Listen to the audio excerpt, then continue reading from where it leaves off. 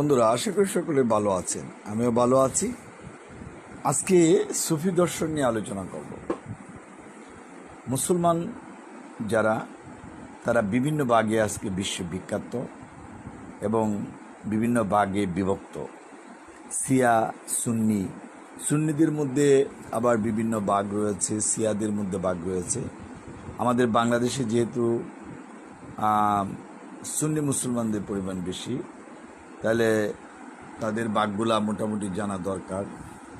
যে আমাদের এখানে রয়েছে বেলরবি, জামাত ইসলাম, তারপর আহলে হাদিস, আহলে কোরআন, তারপরে আপনার তাবলিগপন্থী। এই যে পীরদের মধ্যে আবার বিভিন্ন ভাগ রয়েছে। আসলে এত ভাগ যে একজন মানুষের সামনে পড়লে সে কিন্তু ভাবনায় পড়ে যায় আসলে কোন পথটি সঠিক।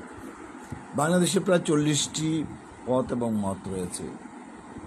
এই জন্য ইবনুল আরাবি একজন দার্শনিক, ইমাম গাজ্জালি একজন দার্শনিক, তারা মুসলিম ঘরানার ভিতরেই কিন্তু দার্শনিক।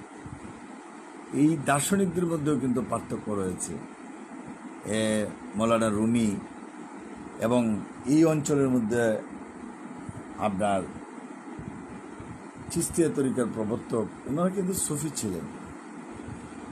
আর যারা সুন্নি মতবাদ বা সুফি মতবাদের, এই দুইটা কিন্তু পার্থক্য রয়েছে। সুফি মতবাদে কিভাবে ইবাদত করে এবং সুন্নি মতবাদের যারা, তারা কিভাবে মতবাদ করে, এবং এই দুইটি ঘটনা কিন্তু রয়েছে। সুন্নিদের মধ্যে আবার আহলে হাদিস, তাবলিগ জামাত, পীর ঘটনা, এগুলোও কিন্তু রয়েছে। আবার একদল আহলে হাদিস আসছে, ওরার আবার আরেকটা ঘটনা তৈরি হয়েছে। আহলে কোরআন একটি আছে, এরা কোনো রিচুয়ালে মানতে চায় না, আরেকটা ঘটনা রয়েছে। সুফিদের ছিল যে বাহ্যিকভাবেও নামাজ, রোজা, হজ, জাকাত এগুলোও পালন করবে। সুফি দর্শনে তারা যে ভিতরের যে বিষয়গুলো, সেটাও পালন করবে।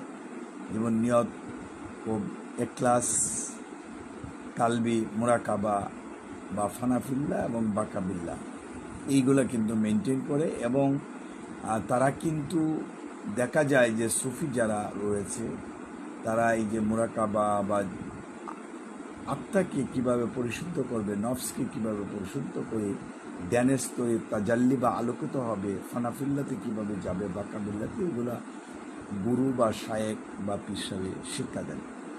এইটার উপর আরও ভিডিও করব পরবর্তী টাইমে, আশা করি।